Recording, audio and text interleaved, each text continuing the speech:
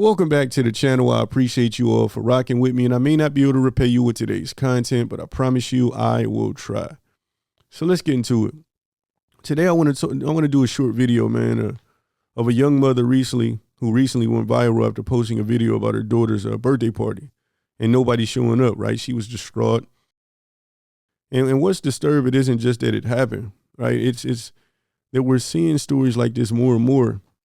And people are starting to treat it like it's normal. I mean, I've had to see at least 3 dozen of these type of stories of young mothers throwing parties for their kids and nobody showing up. You know, what you're about to watch, though, man, would have been unthinkable back then. So take a look at this. I'm cool on everybody. I put that on her. I put that on my Camille, on my Eli. I'm cool. Y'all not gonna keep doing my babies like this. I swear to God, y'all not gonna keep doing my babies like this. Y'all not.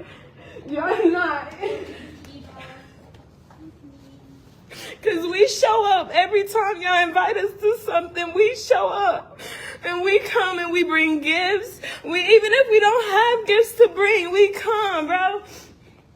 Y'all couldn't take an hour out of y'all day to come to my baby party after y'all said y'all wanted to come? I wouldn't have threw her a party if I knew no one was coming. I got money to take my baby out of town every freaking day if I want to. I don't have to do this.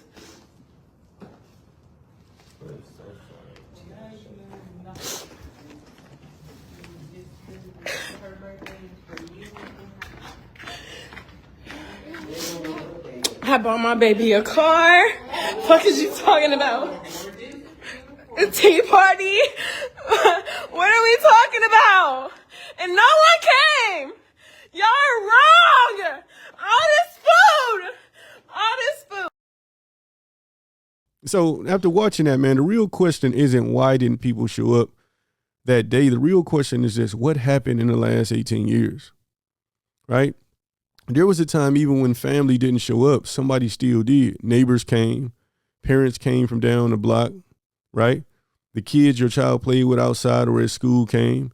You didn't need a perfect family structure for a child to feel celebrated, right? The neighborhood filled the gap. That mattered because children still felt seen, right? They still felt valued. They still felt like they belonged to something bigger than their household.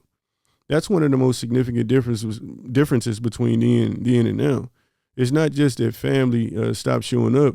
It's that the neighborhood disappeared too, man. And you don't even hear people talk about that, right? People don't know each other anymore, man. It's like it's distant. Everything is fake. It's social media this, it's social media that. There's no real true connection, right? You don't really see kids playing outside like they used to, right? Parents don't look or talk on porches or sidewalks or stoops like they once did. So now when the family doesn't show up, there's no backup system, no buffer, right? There's no substitute support. You know, years ago, even imperfect families existed inside strong communities. Now when both fail, a child feels the absence entirely. And that's not a small thing like most people try to portray. You know, the last 18 years introduced forces that actively disrupt family cohesion faster than families can adapt, especially families already carrying historical, economic, and psychological and relational strain, right? What changed wasn't values alone. It was environment, right? Incentives and attention.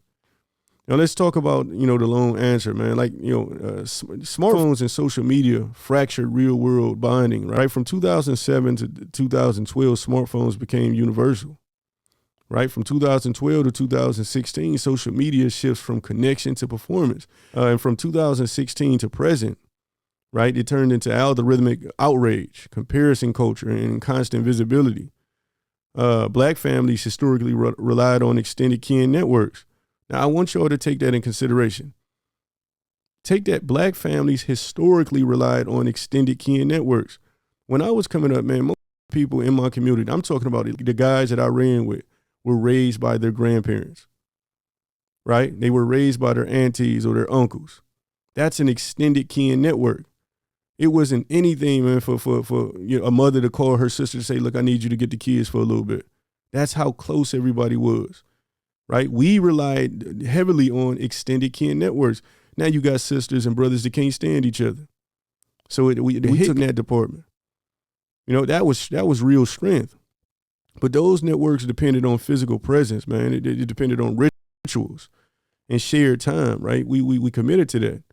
Social media replaced those rituals with validation from strangers, public comparison, public shaming, narratives that reward conflict. So now, you know, people feel connected, but they're not showing up.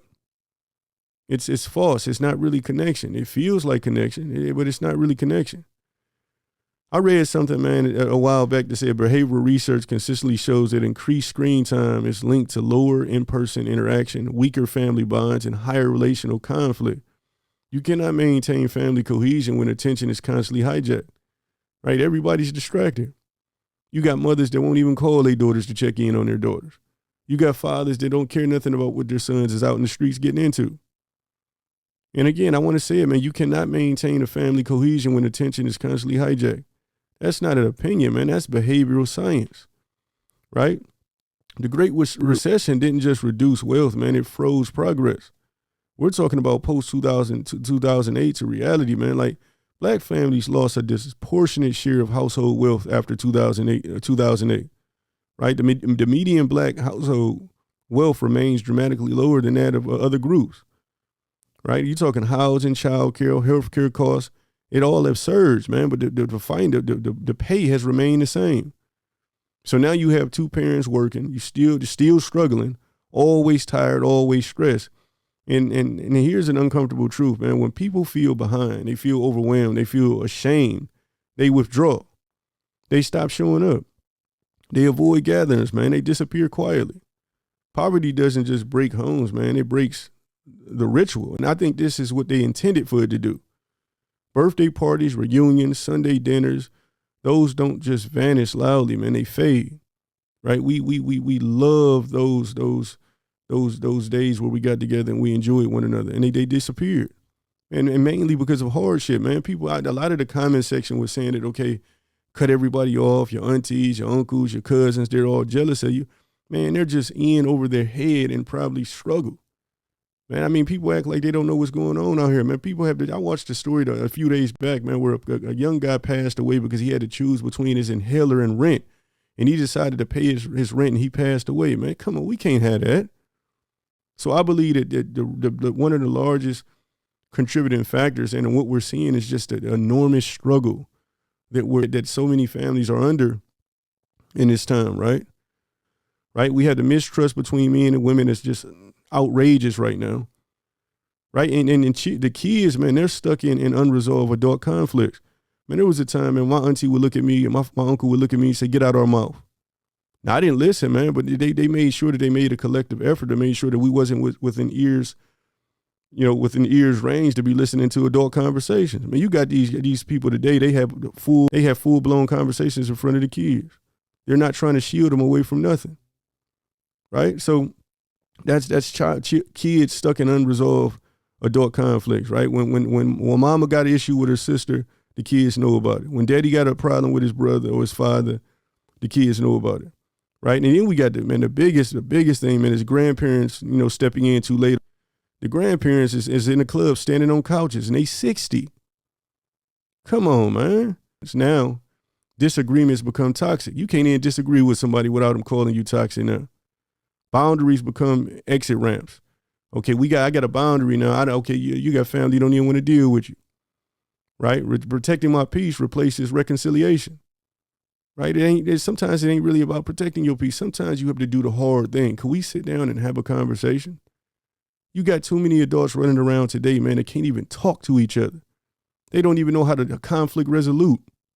So they cut family members off. They skip gatherings. They miss the kids, the children within the family's milestones. But here's the truth, though, man. A family that can't repair conflict won't remain a family. It slowly disappears, and we're watching that within the culture. Like it's something that I've never thought that I would ever witness in my lifetime, man. It's really disgusting. Everybody's fending for themselves, man, and there's no rules to nothing. You can't even speak up for things that are noble now, man. You got the herd, they come after you, right? They're normalizing a father's absence. I ain't never seen nothing like that. I mean, this didn't start 18 years ago, but it became accepted during this period. Research constantly shows that children without consistent parental involvement face higher risk of behavioral challenges, academic struggles, emotional insecurities. And that's not independence. That's fragmentation, right? This isn't about balloons, y'all. I'm telling you. It's when people don't show up for children, it signals low emotional investment, avoidance of obligation, right? The breakdown of integrational duty, a fear of unresolved family tension. And I can't tell you how many people that I see it all the time. You got sisters and brothers that have spoken to their siblings for the last time, all over a temporary inconvenience, right? A minor disagreement that they don't know how to work out. Man, research reportedly links low family involvement to higher anxiety and depression in children, right? Difficult forming secure relationships later in life. When people stop showing up for kids, the family is already broken. They're just not admitting it. You know what I mean? So what happens if this isn't addressed? If this continues, man, isolation increases. We're watching it. The elder care collapses. Community trust erodes. Children grow up emotionally unsupported. Families become a label, not a practice. No culture survives that, y'all. I need y'all to know this, and we're watching the detriments of it right now before our eyes. The real solution is, if we don't fix this by shaming, we don't fix this by shaming people. We rebuild it intentionally. Make showing up a non-negotiable. We got to restore our rituals. Teach conflict repair and not avoidance. We got to re-empower elders as stabilizers, man, because they tapped out, right? We got to put children back at the center back at the center, man. Adult conflict should never cancel a child's joy, right? We didn't become weak. We became distracted. We became exhausted, fragmented. What made us strong was never perfection, right? It was support, presence, and love and action. And we can rebuild that, I believe, if we choose to. But you got, there's just so much selfishness out here today. Everybody's all for self. So it's going to be, the catastrophe is going to exist. There's some people that just couldn't fathom doing something noble for somebody else and not getting something in return, right?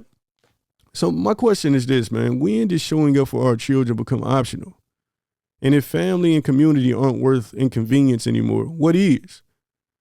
I'm interested to hear what y'all got to say about this specific topic, man. I started full. I'm empty for now. I love y'all. I'll catch y'all next time.